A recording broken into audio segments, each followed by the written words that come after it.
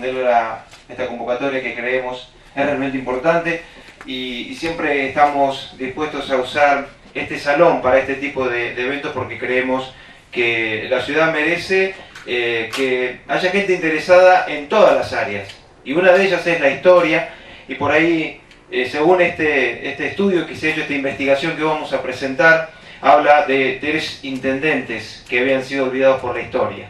Entonces hoy vamos a recordar esto y por eso nos hemos reunido, gente que ha colaborado, gente que ha creído en este proyecto y vamos a ir presentando primero en la mesa en representación. Primero tengo que aclarar que el señor intendente no está y pidió las disculpas del caso, están volviendo de un viaje importante que realizaron por la ciudad de Santa Fe. Pero bueno, pretendía llegar a tiempo, no ha podido. En su lugar está el secretario general de la municipalidad, el señor Luis Brondino. También se encuentran presentes en la mesa el presidente del Consejo Deliberante, el señor Jerónimo Solimano, el concejal Natalio Latanzi, también la secretaria de Promoción Social, la señora Cristina Bonadeo, y por supuesto el investigador que hoy tenemos, que es el señor Mario Raca, a quien también le damos la bienvenida. En primer lugar, también está el profesor Marcelo Martín, que tiene que ver mucho con esta historia, pero después él va a estar contándonos un poquito. Primero queremos invitar a Mario porque él va a hacer entrega a distintas instituciones de una copia de este ejemplar que lleva por título 3 intendentes olvidados por la historia local y está enmarcado con la Asociación de Amigos del Museo y Archivo Histórico Municipal de la Municipalidad de Rufino. Así que yo te pido, Mario, que te puedas ir acercando. Vamos a ir haciendo entrega. En primer término, unos cuantos ejemplares para el Departamento Ejecutivo Municipal. Va a recibir el señor secretario general de la Municipalidad, señor Luis Brondino. Mario. Le vamos a pedir que vayan hacia adelante. Para que tengan en la biblioteca del despacho del intendente y para que repartan entre los demás funcionarios del Ejecutivo. No, por favor. También para el honorable Consejo Deliberante le pedimos al señor presidente Jerónimo Solimano que esté pasando para recibirlo. Como te había anticipado, para guardar en el Consejo y para que tengan lo repartido entre los señores consejos. Gracias.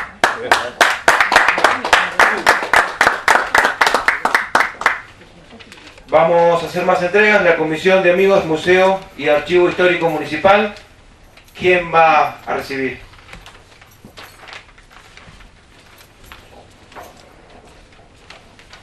Bueno, Marta, para que repartan entre los distintos integrantes de la comisión.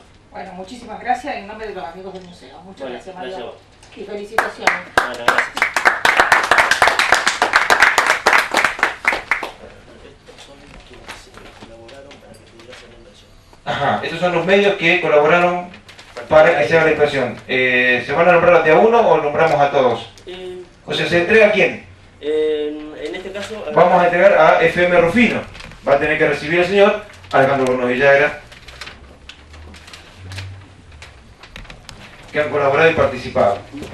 Sí, en el caso de él y de otros, los que van a venir a continuación son quienes permitieron con su aporte que pudiéramos hacer la publicación de estos ejemplares para distribuir.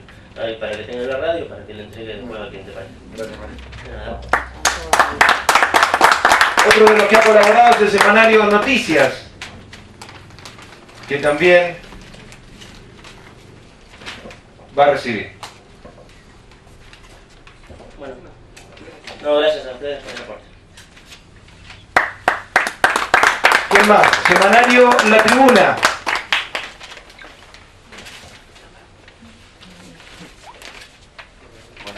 Bueno, Rodrigo recibe por el semanario La Tribuna.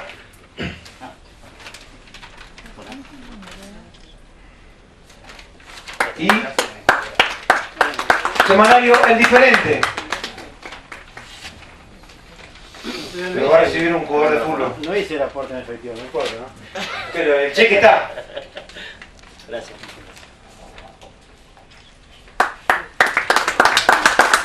Bueno, también a horas particulares también que apoyaron la investigación, que está también aquí. Llamamos a el ex intendente Jorge Nelson Giordano, que está aquí con nosotros también.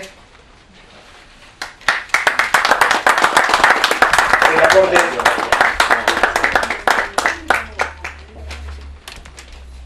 también para, También aportó un poco. también ex concejal, el doctor Enrique Santos.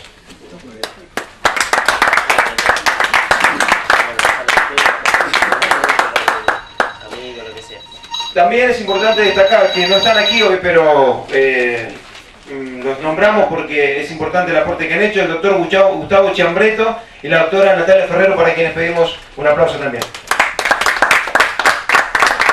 Bueno, ahí están las entregas y bueno, yo en primer lugar quiero pedirle al señor Marcelo Martín que nos haga una breve reseña, va a hablar primero de cómo fue esta investigación. Bueno, buenas noches a todos. Lo que yo quería contar un poco cómo se investigó, cómo se dio el proceso de investigación de Mario. Como todos sabemos, la historia estudia el pasado y el pasado es un recurso no renovable, o sea, no podemos traer un acontecimiento al presente. Nos tenemos que valer de las huellas que va dejando el pasado y muchas veces, más en la historia local, esas huellas son muy pocas. ¿Está? Por eso la importancia de este trabajo, porque lo que se encontró en un periódico, que ya lo va a explicar más detalladamente Mario, después se pudo corroborar desde el punto de vista histórico y metodológico con lo que se llama el paradigma indiciario de Carlos Ginzburg, que es la microhistoria. Cuando vos no tenés las fuentes en tu lugar de origen, tenés que tratar que otras fuentes que están en otro lado hablen por eso que falta. ¿Está?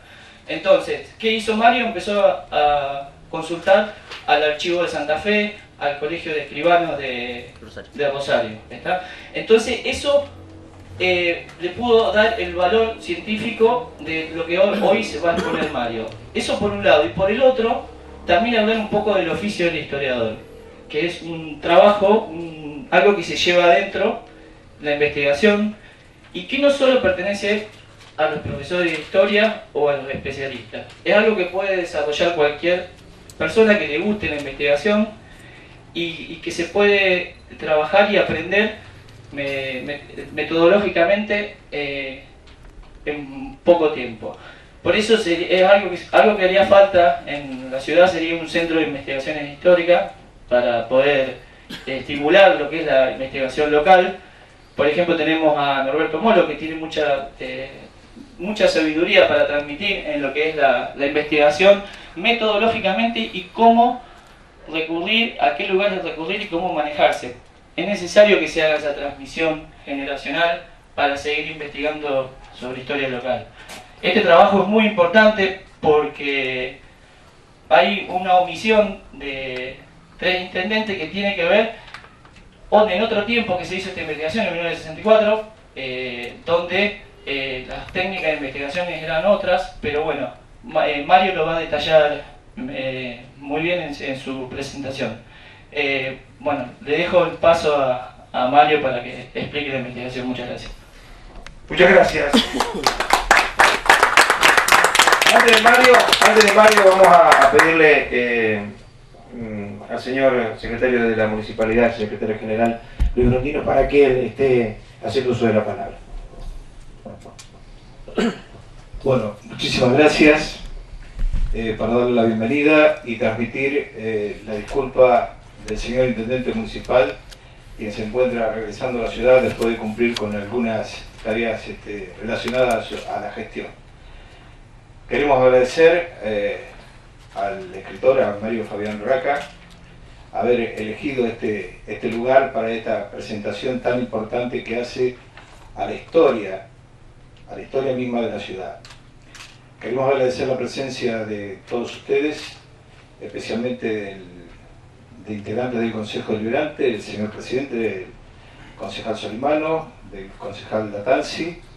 También nos sentimos orgullosos que estén aquí en este Salón Verde autoridades que han cumplido la función también en Rufino, como es el ex intendente Jorge Giordano, los ex concejales como Fabián Longo y también el doctor Santo. Realmente nos pone muy felices que estén aquí compartiendo este momento. Quiero agradecer a la gente del museo, quiero agradecer la presencia del público y especialmente también de los medios periodísticos. Sin lugar a duda, para este gobierno municipal es un honor poder contar con una nueva pluma, podríamos decir, de Rufino, y con un hombre que ha volcado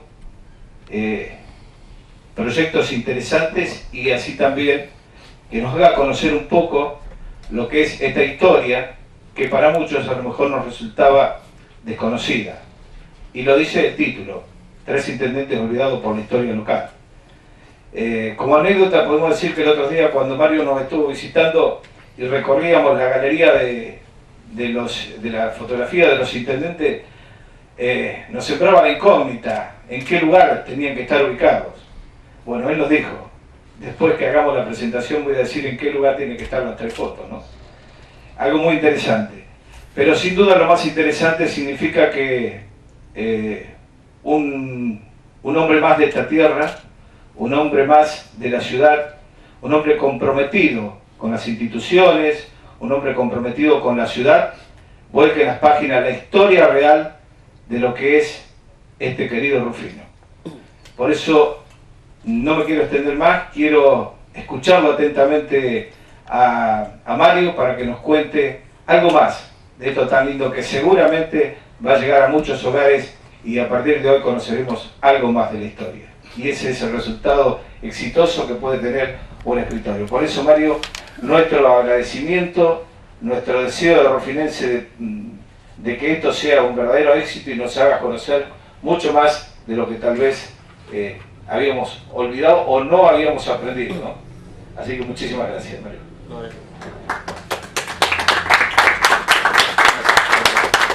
yo le voy a pedir permiso a las cámaras, me voy a cruzar para que también pueda hacer uso de la palabra el presidente del Consejo Deliberante, el contador público, Jerónimo Solimán. Sí, buenas tardes para todos.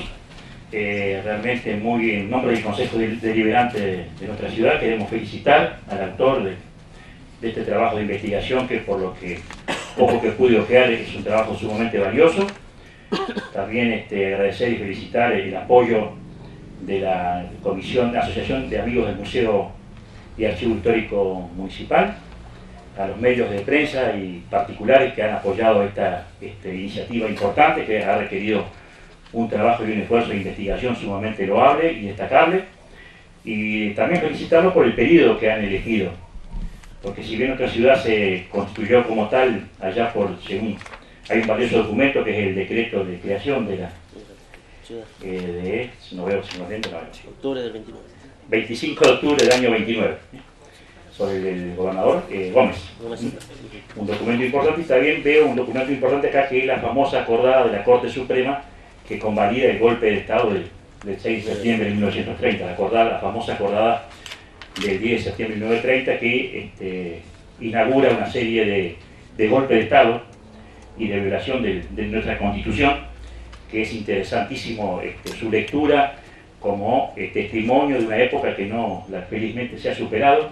Vivimos en democracia, vivimos dentro de la Constitución, dentro de la ley, con las crisis y las alternancias propias de la vida moderna, pero creo que los argentinos hemos aprendido de que esto del 6 de septiembre de 1930 no se puede volver a repetir nunca más, y todos debemos respetar la ley, respetar la Constitución y vivir en democracia. Yo creo que eso es un valioso testimonio, Mario, de que los jóvenes deben leerlo, aprender, analizarlo y conocer la historia que es tan importante. Así que nuevamente, en nombre del Consejo Deliberante, felicitaciones por el esfuerzo que ha demandado esta investigación, y también nos alentamos a continuar en la misma senda para rescatar, tal vez, como él decía Brondino, la figura desconocida de nuestra historia, que es importante destacarlas. Así que realmente para Rufino ha sido un aporte importantísimo. Con estas breves palabras te dejo en uso de la palabra para que expliques algunos pormenores del trabajo de investigación, y nuevamente felicitaciones. Muchas gracias.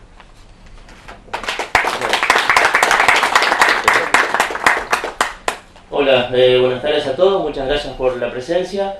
Bueno, agradeciendo las palabras de Luis Brondino, de Jerónimo Solimano, retomando el tema que había iniciado Marcelo Martín, inicialmente les voy a comentar cómo fue surgiendo todo, lo que me fue llevando a elaborar esta investigación. Podría decir que se trató todo de una suma de casualidades, porque yo había comenzado a trabajar buscando material en el museo para la muestra de las actividades deportivas de la ciudad que se iba a organizar y que bueno, después quedó suspendida por las razones que conocemos. Y revisando distintos tipos de material que hay en el museo, entre ellos está una colección incompleta del periódico El Imparcial, que se editó a fines de la década del 20, primeros años de la década del 30, y repasando esos periódicos encontré, mientras buscaba información periodística que pudiera tener que ver con información deportiva, y intercambiando opiniones y comentarios con Marcelo sobre las noticias que iban apareciendo, en una de ellas apareció un titular que decía que habían designado al doctor Emilio Crucelles como intendente de Rufino. Lo comentamos medio como al pasar, pero cuando nos miramos entre los dos como que nos chocó, como que nos hizo ruido. Cuando yo vuelvo a mi casa después de haber visto ese titular, repaso los archivos que tenía y no tenía en la lista de intendentes al doctor Crucelles. Lo converso con él, revisamos otro material que hay en el museo, otro trabajo, y ninguno lo contenía, con lo que a partir de ahí, si bien seguí buscando material para la muestra deportiva, me aboqué también a buscar noticias que tuvieran que ver con este dato que inicialmente había encontrado en forma casual, como dije. De esta forma fui encontrando elementos que mostraban que en ese momento la situación de la municipalidad presentaba el cambio de autoridades a raíz de lo que había sucedido a nivel país y a nivel provincia, como lo comentó el concejal Solimano recientemente, que había sucedido el golpe de Estado del 6 de septiembre de 1930, ese golpe de Estado que derrocó al presidente Irigoyen y puso al frente del país al general Uriburu.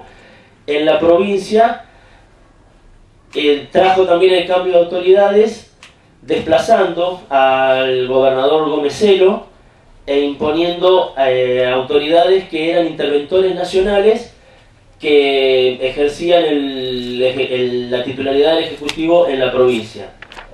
Después de un par de días que estuvo un militar, fue designado Diego Saavedra como el primer interventor federal en Santa Fe, y él es quien al cabo de unos días toma dos decisiones. Primero, la de declarar caducas todas las autoridades electivas que había en la provincia, desde los cargos legislativos a los cargos de las autoridades municipales. De esa forma quedaba sin validez, se daba término al mandato que tenía el intendente Domingo Minetti Colombo, que había sido designado como tal cuando un año antes Rufino había sido elevado a la calidad de ciudad. A partir de ahí se suceden, continué buscando material, encontré distintas notas que hasta el momento en el que llegué a la asunción del doctor Emilio Crucelles. Buscamos, seguían apareciendo en esta publicación distintas notas que tenían que ver con el accionar de Crucelles en la gestión municipal. Para todo esto contábamos con que el material inicial, las investigaciones anteriores que se habían realizado, mostraban que el mandato del doctor Minetti Colombo se extendió desde el momento en el que fue designado hasta el 3 de marzo de 1932, cuando asumió el doctor Wenceslao Vega Guerra. Y resulta que yo había encontrado, gracias a estos artículos periodísticos, que en 1930, en noviembre, ya había un nuevo intendente que era el doctor Emilio Crucelles. La continuidad de la investigación me llevó a encontrar distintas notas sobre su gestión, problemas que había con investigaciones que se hicieron sobre la gestión anterior del doctor Minetti Colombo por algunas irregularidades que se habían detectado, problemas cotidianos que se iban presentando sobre la marcha del municipio, hasta que lamentablemente, bueno, en el Museo y Archivo Histórico Municipal la colección del material del periódico El Imparcial se termina, no está completa y llega hasta más o menos febrero de 1931. Yo seguí avanzando, tratando de darle forma con lo que había juntado a la redacción del informe que estaba haciendo, teniendo en cuenta prácticamente como que Crouselles había estado entre medio de Minetti Colombo y Vega Guerra, que había asumido en marzo del 32. Otra casualidad me hizo entrar a la página de la hemeroteca digital del gobierno de la provincia, Fray Francisco de Padua Castañeda. En esa hemeroteca digital existe un archivo de varios periódicos y diarios de la provincia de Santa Fe que están digitalizados y que se pueden consultar, son de libre acceso. Y entrando por el buscador, yo estaba buscando otras cosas y se me ocurrió ver si tenía alguna noticia de Rufino que podría ampliarme lo que yo hasta ese momento suponía que era la gestión de Crouselles. Encuentro con que el 20 de junio de 1931 había un artículo publicado por el periódico El Orden de la ciudad de Santa Fe, donde anunciaba que ante la renuncia presentada por el intendente de Rufino, el gobernador, el interventor de la provincia a cargo del Ejecutivo, estaba evaluando de una lista de candidatos que se le habían presentado a quien iba a designar como intendente. Con lo que ahí me encontré entonces con otra persona que empezaba un nuevo mandato después de Crouselles sin saber quién era. Tratando de ver cómo podía conseguir más información al respecto, entré en contacto con el Archivo General de la provincia a través de la señora Miriam Mitri, que está a cargo de la sala de consultas del Archivo Histórico General, y después de una conversación telefónica me sugirió hacer un pedido por vía correo electrónico.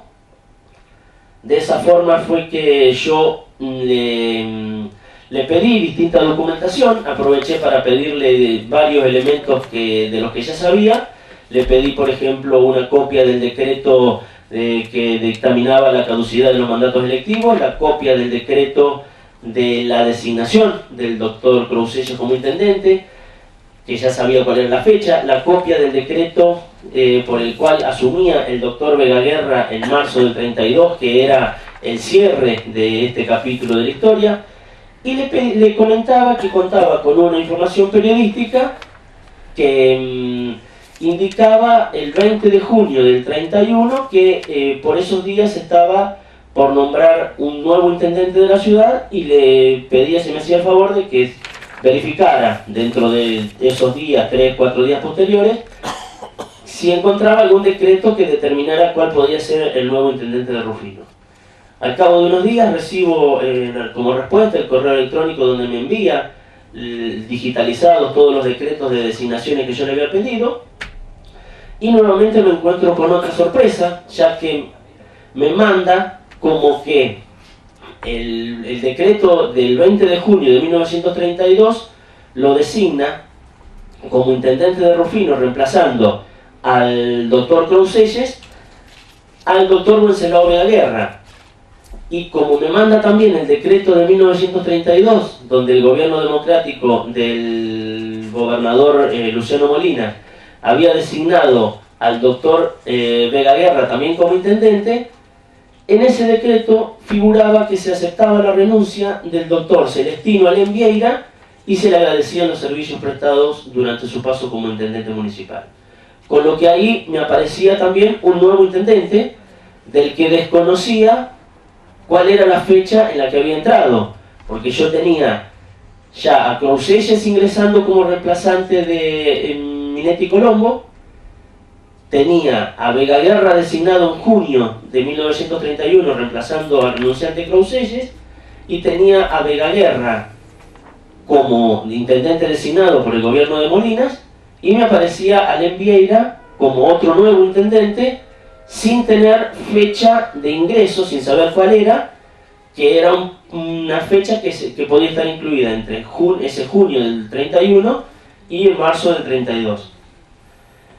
A continuación tenía que buscar otra forma de poder encontrar más elementos, porque no podía pedirle a la gente del Archivo General de la provincia que revisara día por día cuándo había sido designado el doctor Alem Vieira. Entonces me apersoné en las oficinas del Archivo de Protocolo del Colegio de Escribanos de la provincia, con la sede en Rosario, con la idea de buscar las actas de la toma de posesión de los cargos y encontrar de esa forma ver cuándo había ocurrido la asunción de Alem Vieira. Cuando me trasladé a Rosario, busqué y conseguí las actas de asunción. No pude conseguir la de Clauselles, pero pude conseguir la de Vega Guerra en junio del 31, la de Alem Vieira, que efectivamente había ocurrido en octubre de ese 31, y la de Vega Guerra nuevamente en un segundo periodo de mandato de intendente, que asume en marzo del 32. En esa acta de asunción, todas las actas habían sido levantadas por el escribano Neri, y en esa acta de asunción del doctor Celestino Alem Vieira figuraba el decreto por el que había sido designado, con lo que vuelvo a dirigirme al Archivo General de la provincia, indicándole que ya tenía la fecha identificada del decreto, y la señora Miriam Mitri de ese Archivo Histórico Municipal me envía la copia del decreto. A partir de su recepción ya contaba entonces con toda la documentación que me permitió cerrar toda la historia, que permitió poner luz sobre estos tres nombres que habían estado hasta ese momento ocultos, digamos, o olvidados, porque todos los trabajos que se habían hecho hasta la fecha mostraban que el doctor Minetti Colombo había sido intendente hasta marzo del 32, cuando en realidad lo había sido hasta noviembre del 30, y a partir de ahí se sucedieron 16 meses en los que hubo 3 intendentes, hasta que asume el doctor Vega Guerra en marzo del 32, designado por el gobernador de la provincia, que había sido elegido en elecciones 3 meses antes. De esa forma fue que terminé la investigación, la búsqueda de material, y terminé de darle forma también al trabajo investigativo, y después buscar la impresión y hacer los ejemplares para entregar y para poner a disposición de los interesados y hacer esta presentación. Eso en cuanto a lo que tiene que ver por cómo se fueron dando los pasos para hacerme del material, partiendo de la nada y de una casualidad, porque buscando material para otra cosa llegué a un título que me mostró ese nuevo dato histórico, que permitió que pudiese seguir avanzando y recabando documentación y datos en otros lugares a los que hasta yo desconocía de que podía recurrir a ellos, como por ejemplo el Archivo General de la provincia, que si bien sabía de su existencia, nunca había tenido ningún tipo de contacto porque no había hecho nada que tuviera que ver con su participación. En general, entrando ya de lleno en el tema de los contenidos históricos que tiene este trabajo, los ejemplares que ustedes están observando se inicia el trabajo con la muestra de que el doctor Minetti Colombo había sido designado intendente. El doctor Minetti Colombo venía siendo el presidente de la Comisión de Fomento, mientras Rufino todavía no tenía la condición de ciudad. Cuando el 25 de octubre de 1929 se eleva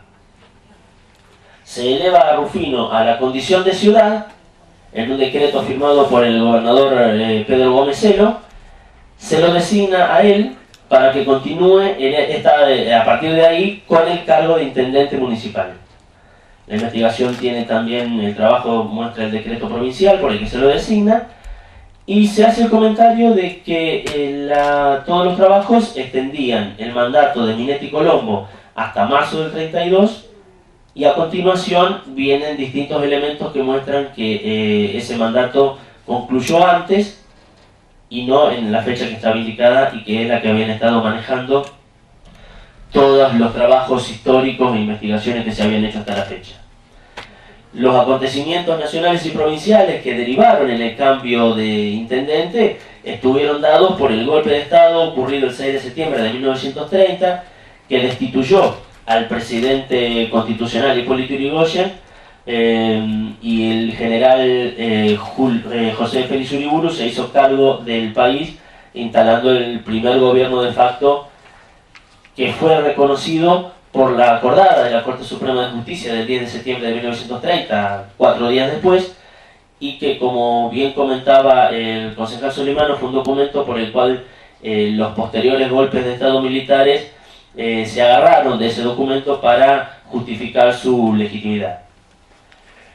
A continuación vienen distintas repercusiones que tuvieron esos acontecimientos en Rufino y están dados por el hecho de que, como había comentado antes, el interventor de la nación en la provincia, porque el gobierno de facto de Uriburu intervino todas las provincias del país y designó funcionarios afines al régimen. El interventor Diego Saavedra primero decretó la caducidad del mandato de todas las autoridades electivas y más adelante, en noviembre, decreta, designa como intendente de Rufino al doctor Crouselles. El trabajo que estoy presentando tiene la nota que había aparecido en el periódico El Imparcial del 12 de noviembre de 1930, un mes y unos días después del golpe de Estado, donde se anunciaba que el doctor Crouselles había sido designado intendente, y después, unos días más adelante, el jueves 13 de noviembre de ese 1930, asume el doctor Crouselles, estando la nota de la cobertura periodística por parte de este periódico El Imparcial, que fue publicada 2 días después, el sábado 15.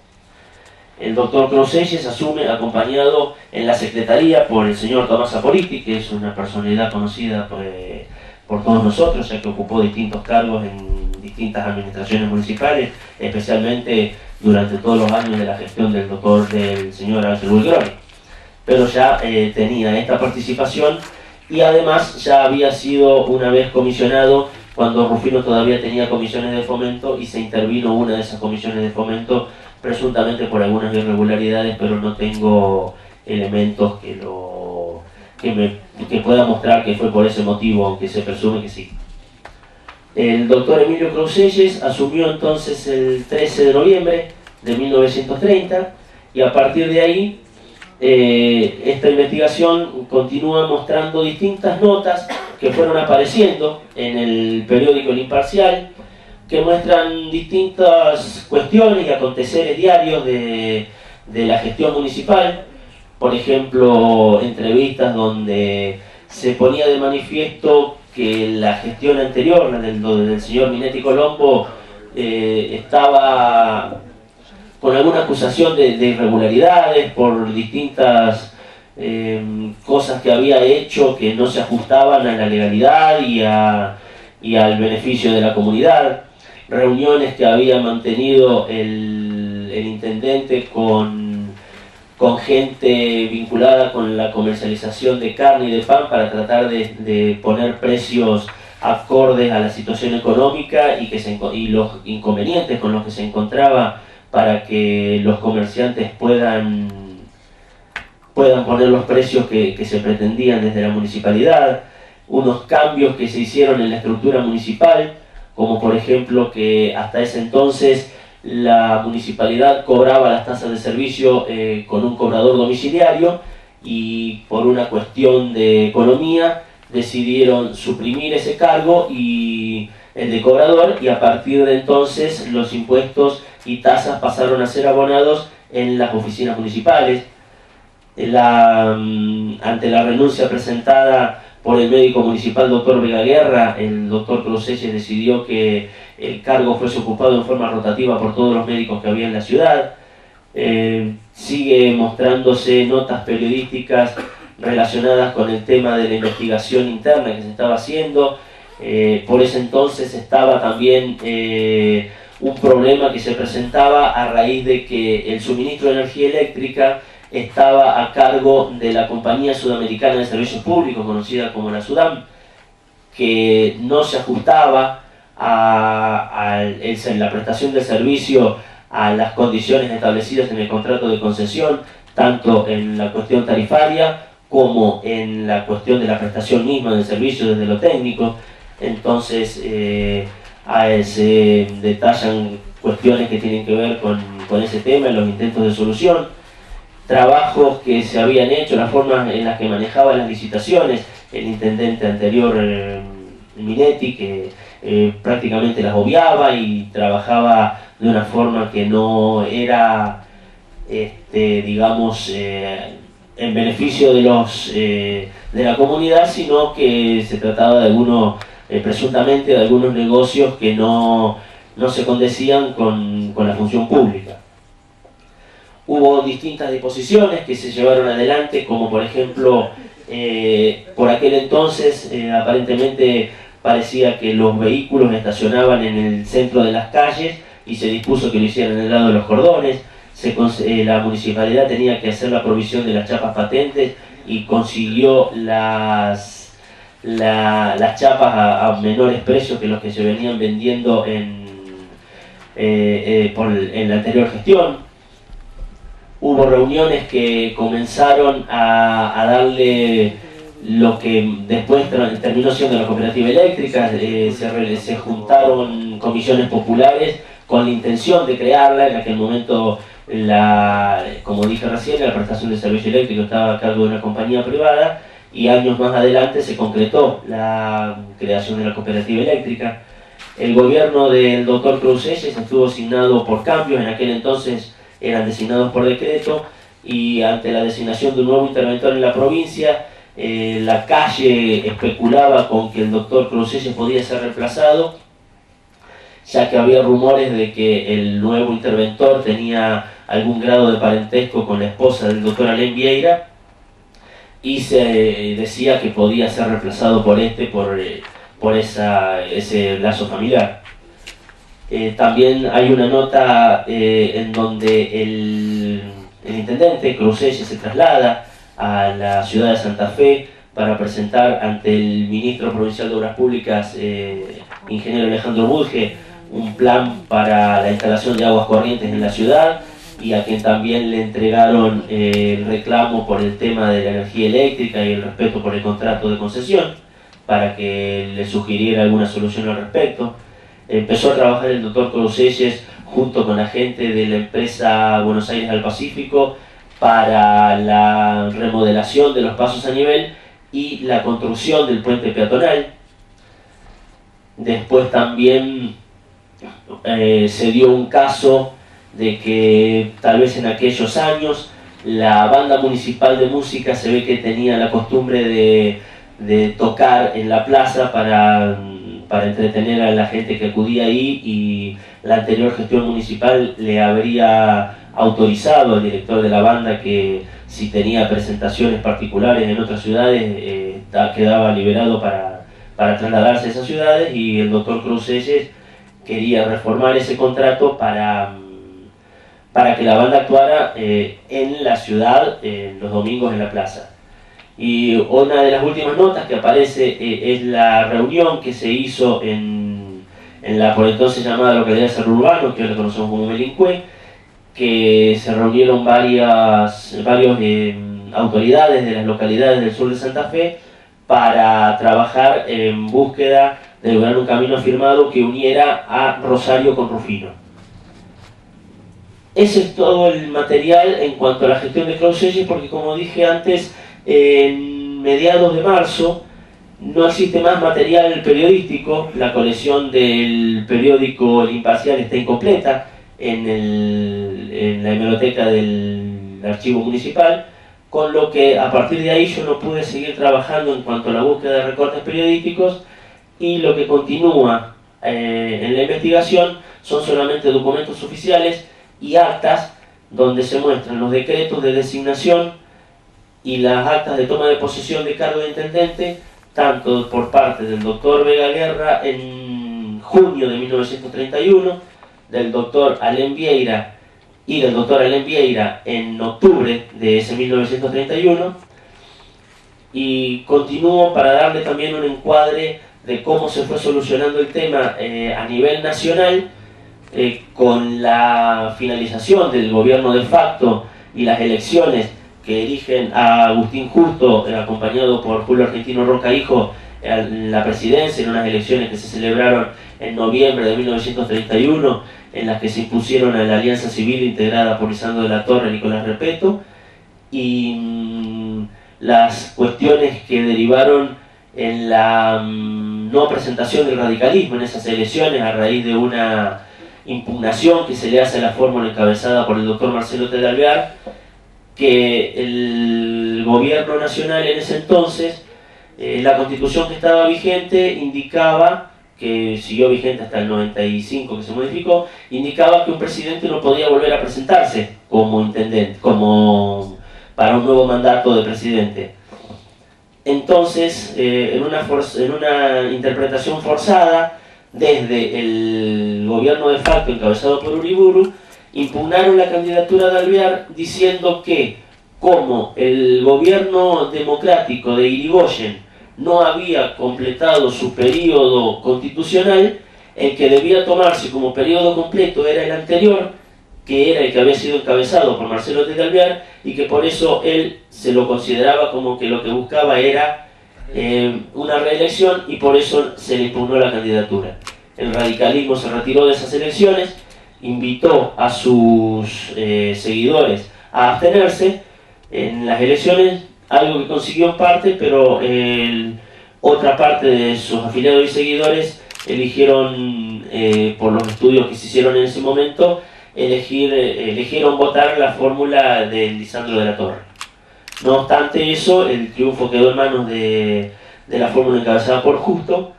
En la provincia, las elecciones llevaron a la gobernación a Luciano Molinas, del Partido Demócrata Progresista, acompañado por el señor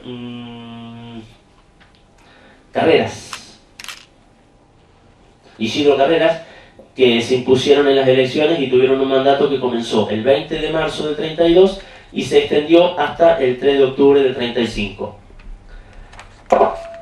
Posteriormente, el gobernador Molinas designa como intendente ya democrático al doctor Wenceslao Vega Guerra, quien el 3 de marzo de 1932 asume ya como como intendente de un gobierno elegido. Si bien él no había sido elegido, porque en ese entonces los intendentes no se elegían por el voto popular, había sido designado por un gobernador elegido por los habitantes de la provincia.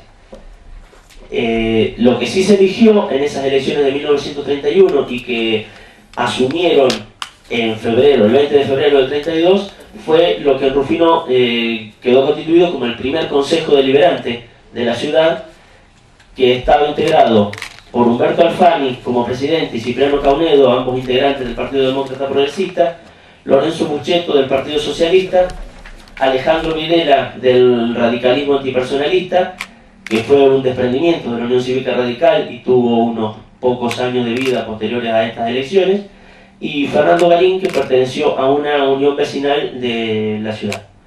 Y la Secretaría del Cuerpo quedó a cargo de Antonio García García. De esta forma entonces se cierra la investigación con la asunción del doctor Vega Guerra como intendente, con el dato que se conocía del 3 de marzo de 1932, pero que no recibe el mandato por parte del doctor Minetti Colombo como se conocía hasta ahora, sino que entre medio hubo a lo largo de 16 meses 3 intendentes que son los que se están presentando en esta investigación y que no estaban detallados en los documentos y en las investigaciones históricas que se habían hecho hasta ahora. Como parte final de la investigación incluyo 3 documentos que son los decretos y las ordenanzas por las cuales se imponen los nombres de Emilio Cruzelles, Wenceslao Vega Guerra y Celestino Alem Vieira a distintas calles de nuestra ciudad. En el decreto del 4 de junio de 1956, firmado por el señor Otino como intendente, la designación de la calle Crouselles se hace teniendo en cuenta, según los considerandos del decreto, que su personalidad de hombre público y también como es intendente municipal. Algo que llama la atención porque a pesar de este dato, no se tuvo en cuenta que quienes trabajaron con esta documentaciones para hacer sus trabajos e investigaciones históricas no tuvieron en cuenta este detalle para citar a Crouselles como intendente de Rufino. En la ordenanza de diciembre de 1959, por la que se le impone el nombre de Wenceslao Vega Guerra a otra de las calles, se cita que se lo hace en reconocimiento a su persona como ex intendente, sin que se mencione que fue intendente en 2 periodos. Hasta ese momento se conocía que había estado solamente una vez como intendente municipal a partir de 1932, cuando en realidad tuvo un mandato de 4 meses entre junio y octubre del 31. Y finalmente, cuando se sanciona la ordenanza del 6 de agosto del 83, por la cual se impone el nombre de Celestino Alem Vieira a otra de las calles de Rufino, se hace un detalle en los considerandos de toda la vida, de todas las actividades públicas y privadas que desarrolló Alem Vieira en la ciudad, sin hacer mención a su gestión como intendente municipal. En concreto, todo este es el contenido del trabajo, donde yo estoy poniendo unos datos finales en donde cito cuáles son las fechas de inicio y fin de cada uno de los mandatos hasta el momento desde el momento en el que el doctor Minetti Colombo asume como intendente cuando Rufino es elevada a la condición de ciudad, hasta el momento en el que asume el doctor Vega Guerra, con el detalle, como les decía, de las fechas en las que asumieron y terminaron sus mandatos. Crouselles, Wenceslao Vega Guerra en su primer mandato y Celestino Alem Vieira hasta el 3 de marzo del 32. Y para terminar incluyo un apéndice donde detallo a todos los intendentes y otras autoridades, de acuerdo al nombre que tuvieron en el momento en el que ejercieron el cargo, de todas las autoridades de la ciudad desde el 25 de octubre del 29 hasta la fecha. En resumen, ese es el contenido del trabajo y la forma en que lo fui haciendo, con lo que de mi parte, a menos que alguno de ustedes quiera hacer alguna pregunta, yo no sé si quieren, podría explicar el por qué creo que pudo haber pasado esto. La primera investigación histórica que se hizo en la ciudad es el libro que todos conocemos de Antonio Martín, de La Carreta al Brillante. Esa investigación histórica es la que cita al doctor Minetti Colombo como intendente hasta marzo del 32 y a partir de ahí al doctor Vega Guerra, y llama la atención que no haya incluido a los otros 3 intendentes. Todos los otros trabajos históricos que se hicieron en la ciudad tomaron estos datos y los copiaron y los trasladaron manteniendo el error. Entonces, cabe preguntarse qué pudo haber pasado con el trabajo que hizo Antonio Martín. Yo no tengo elementos que me permitan poder demostrarlo, pero cuando el doctor Martín, cuando ocurrieron estos hechos, en 1930, Martín tenía 10 años y obviamente un chico de 10 años en su infancia no guarda estos recuerdos, sino que utiliza su memoria para guardar cosas propias de su edad. Es lógico que él no los recordara por haberlos vivido en ese momento. Pero cuando él en 1960 comienza a escribir sus investigaciones para después publicar en el 64 el libro de La Carreta al Brillante, yo supongo que tuvo la posibilidad de contar con publicaciones periodísticas, porque así como yo hoy, 80 años después, pude encontrar periódicos que mostraban estos elementos, en 1960, 30 años después de que sucedieron, era más fácil poder haber accedido a esa documentación, a esos elementos. Y además, contó también con la posibilidad de entrevistar a testigos, ya que las personas que en 1930 tenían, digamos, entre 20 y 40 años, 30 años después tenían entre 50 y 70 años, con lo que tal vez podrían haber accedido a podrían haberle suministrado esa información de que hubo 3 intendentes después de Minetti Colombo y antes de Vega Guerra. No tengo elementos que me lleven a poder demostrar, si es que es demostrable, porque si se trató de algún error, de alguna omisión. Yo creo que no. Yo, sin tener, como les digo, esos elementos, sino con una opinión subjetiva de mi parte, yo creo que cuando se escribió de la carreta al brillante se los intentó tal vez proteger a los doctores Crucelles, Vega Guerra y Alem Vieira de haber participado como funcionarios de un gobierno que fue una dictadura militar. Es lo que a mí se me ocurre que pudo haber ocurrido, que es lo único que me cierra, porque un olvido o una omisión con la documentación más fresca, con gente testigo que por ese entonces vivía, se podía haber tenido en cuenta como para incluirlos. Sí, Pablo. No, te decía, en una de esas lo que pudo haber pasado es lo siguiente. Antonio Martín tenía una enorme biblioteca, todo el pueblo, famosa biblioteca Antonio Martín. ¿Qué pasa? Hay que ver en la época que se hace la investigación, no existía el museo como tal, no existía el archivo histórico, las únicas hemerotecas estaban o en los diarios correspondientes o en la biblioteca, que la biblioteca municipal, que en esa época, me tengo que fijar, no sé Marcelo si vos te acordás la fecha en la que permanece cerrada la biblioteca. Entre el 55 y... no, antes de 1955 y el... Entre el 55 y el 56 claro, permanece cerrada la biblioteca. Puede ser en parte por falta de documentación absoluta, digamos. Falta de documentación y quizá también un poco de lo que decís vos, del tema político. Hay que ver también, no nos olvidemos que Irigoyen radical lo sacan con un golpe de Estado. Los gobiernos que vinieron después de Vega Guerra tienen tendencias políticas radicales, ¿sí? Fundamentalmente radicales, hasta el cambio que se empieza a dar a partir del año... el primer gobierno justicialista, ¿cuándo es? 45. En el 45, pero en Rufino, te digo. Sí, en el 46, bien. Sí, sí. A partir de ahí, antes que eso no, y puede también haber una tendencia ahí, pero yo me inclino más a pensar, estaría bueno verificarlo, que era por falta de documentación, porque no había ni museo, ni archivo, ni biblioteca ninguna. Y yo tampoco sé, en el año 60, qué posibilidad había, igual que ahora, de acceso, como tuviste vos, mandando un correo a la dirección provincial de protocolo, a ver si lo podían responder. Había testigos también.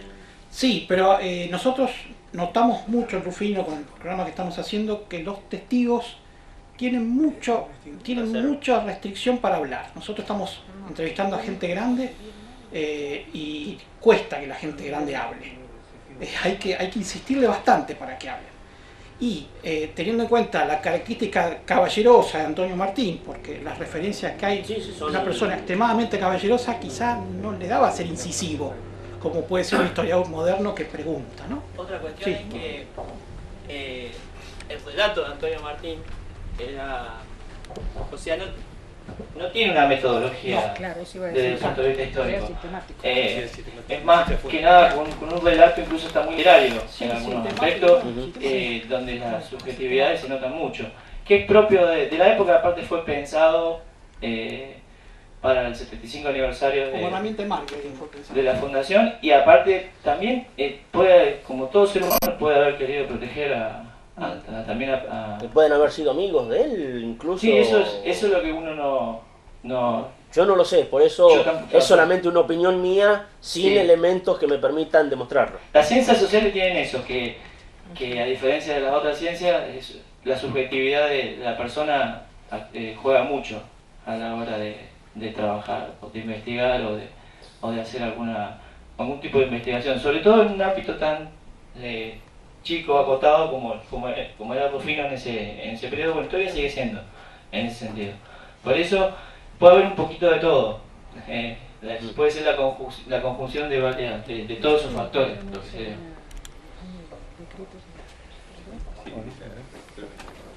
Gracias. Bueno, por mi parte yo no tengo más para decir. Si no tienen otra pregunta, No sé, secretario de Gobierno, si usted quiere cerrar. Si no, no sé si alguien quiere hacer una pregunta, ¿no? Si quieren seguir charlando sobre el tema, si no, Hay que leerlo todavía. lo leemos y Después se la pasan. Bueno, muchas gracias entonces por la presencia y espero que les guste cuando lo lean y tengan la oportunidad de verlo. Muy bien, Mario, muchísimas gracias. Que cabe destacar que es muy importante que es de entrega gratuita este material. Es para toda la ciudad de Rufino, para las instituciones. Mario nos acaba de decir también que va a quedar para algunas instituciones importantes de nuestra ciudad. Así que muchas gracias, Mario.